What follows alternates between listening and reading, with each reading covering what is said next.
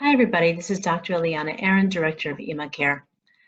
A lot of people are starting to think about the gap year in a much more practical way because the government has finally come to an agreement with all the schools on conditions for allowing the students to come in.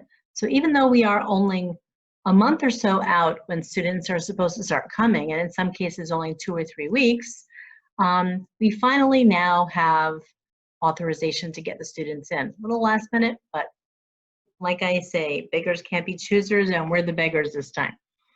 So what does this mean for kids who are coming who have pre-existing conditions? So parents have been very focused in the last 4.5 months on, is there going to be a gap year? Will my kids be able to come to yeshiva?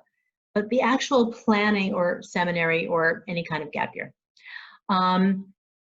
The problem is that we're so worried about starting the year that we haven't really necessarily taken the steps to plan, how is my child going to get their medication? How are they going to get their treatment, their special diet, their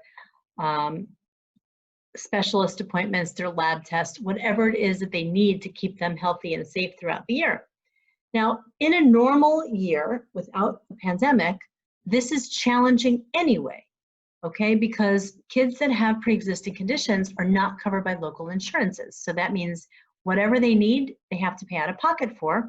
And whether or not you have coverage in your insurance back home, you have to pay out of pocket and then try to get reimbursed maybe. But it means also that the students are not part of the normal Israeli healthcare system. So that means that there is a big giant system out there that is functioning very well for people who live in Israel. Students are not on those same programs. Even if they have a Kupat Cholim, it's on a tourist program. So unless they move to Israel and make Aliyah, they're not going to have the same coverage as Israelis. So it doesn't cover pre-existing conditions. And that means there's a financial aspect to this. Sometimes that helps people figure out how they're going to pay for medication. I'm going to figure out a way to get you the medication in Israel. The problem with this year is that we don't know if they're going to be tourists. So normally we actually help people, even through our Facebook Israel Gap Year group, Israel Gap Year Parents group on Facebook. Parents network and help each other get medication to their children. It's beautiful, it's wonderful, and it really works, and I love it. This year, I don't think that's going to happen. We just don't have a lot of air traffic, and frankly, people don't want to come to Israel and spend 2 weeks in quarantine. Understandable. So this year is going to be different. Now, what are some of the differences? In Israel, it is obviously a different country. We don't have the same medications you have in America, or in England, or in Europe, or in South Africa, or in Australia. Not only are the names of the medications different here, but oftentimes the medicines that come in a certain dose back at home aren't available in the same dose here. Sometimes they're not available at all. Some over-the-counter medicines in other countries are available by prescription only in Israel. And no, you can't bring a prescription from your doctor back at home and expect that an Israeli pharmacy is going to fill it. That's not legal. You need a local prescription. So there are a lot of issues logistically. Can you mail in medication? The answer is yes, you can. But I mean, I've had people, clients of ours who have mailed in prescriptions, 24-hour service, I'm going to get it to my child immediately. Well, what they don't know, and what we explain to them, is that all medication is stopped at the border. You have to fill out paperwork. There's an inspector from the Ministry of Health. It's a pharmacist who is in Ben Gurion Airport only on Tuesdays, by the way, who inspects all medication that comes in to determine if it's being used commercially, if it's a private use, and private use is allowed, doesn't need all these different permissions. But all the paperwork has to be filled out and has to go through this process. So if you do 24-hour service and it arrives on a Tuesday or Wednesday, chances are it won't be processed till the following Tuesday, which means you paid for 24-hour service, but your child is not going to get their medication for probably about 10 days. And it could be longer. if your paperwork isn't filled out right, then that next Tuesday, the person's going to say, oh, you didn't dot your I and cross your T, and therefore we're going to hold it up another week. Unfortunately, this is bureaucracy at its absolute best. We have to deal with it. It's a reality. You can't just UPS or FedEx medication here because it still gets stopped.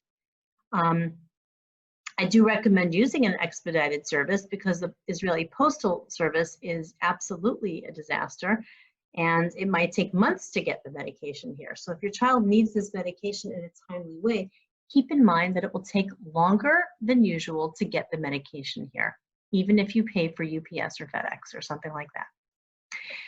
Another issue that kids have, specifically this year, is arranging appointments with specialists sometimes is challenging. There may be times when routine healthcare may be curtailed. What that means is that special arrangements have to be made with health providers to provide telemedicine services.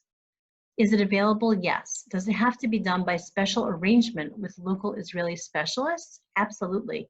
Many doctors don't have access to this service, so you have to get it arranged. So we actually tried to make the connection. We successfully make the connection between a specialist and a student. So what you end up having is the ability for a student not to have to go to the hospital to see a specialist, but rather to be able to be in their dorm in a safe place and be able to see the specialist even if the hospital is closed to routine care. And that is the kind of relationship that you need if your child has, let's say, inflammatory bowel disease, Crohn's or ulcerative colitis, where they need to see a gastroenterologist. So it's very important to understand that some of these specialists have to have certain arrangements in order to accommodate whatever is going on with the pandemic at that moment. So there's a lot of different things. If kids need tests, lab tests, or if they need to have infusions or other things of the nature where they have to actually go somewhere.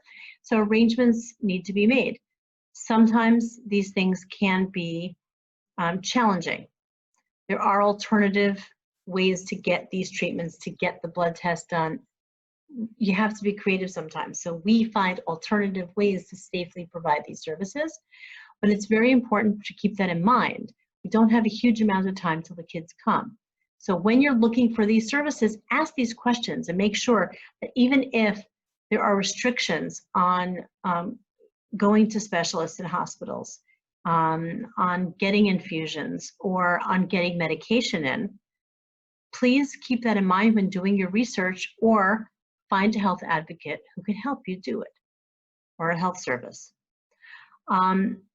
Another thing that we find is people are so focused on just getting in that they're sometimes not asking the right questions. For example, will my child have access to telemedicine health?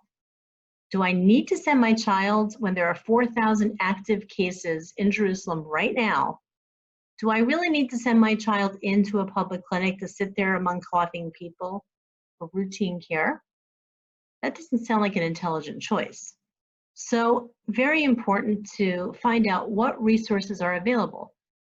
Make sure to contact your health provider through the school, or ask the school what services are available. Almost all schools have had some experience with their health provider in giving services like this, but it has to be done well.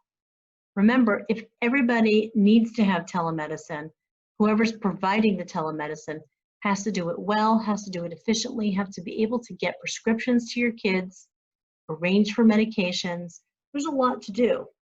So all of those things have to be taken into consideration when you have children coming for the year. We're going to have a Zoom conference, hopefully in the next week or two, to help parents get much more information and to answer questions that parents may have about these issues, about getting their kids to Israel safely and keeping them safe when they're here. If they're already coming in, we have to keep them safe. About a third of the students who come have some sort of pre-existing condition. whether it's ADHD medication, which has its own regulations, whether it's someone who has depression or anxiety, someone who has gastrointestinal issues. We've had students come with cancer who have had successful, healthy years in Israel. So keep in mind that things can be done, but they have to be organized before the kids come. And I don't recommend that people come if they have unstable medical conditions or unstable emotional conditions. It just doesn't seem like a smart thing to do this year. So I hope this has been helpful. If you're interested in joining the Zoom conference for parents, you can see the link on the Facebook group Israel Gap Year Parents, and we're going to post it to this group as well. You're welcome to join. You're welcome to ask questions. If you would like to participate in the survey, we will also link that to this video so that you could tell us what your concerns are and we can orient the Zoom conference towards you. I hope this has been helpful. I hope everyone stays healthy, and I'm very excited that your kids are going to be coming this year.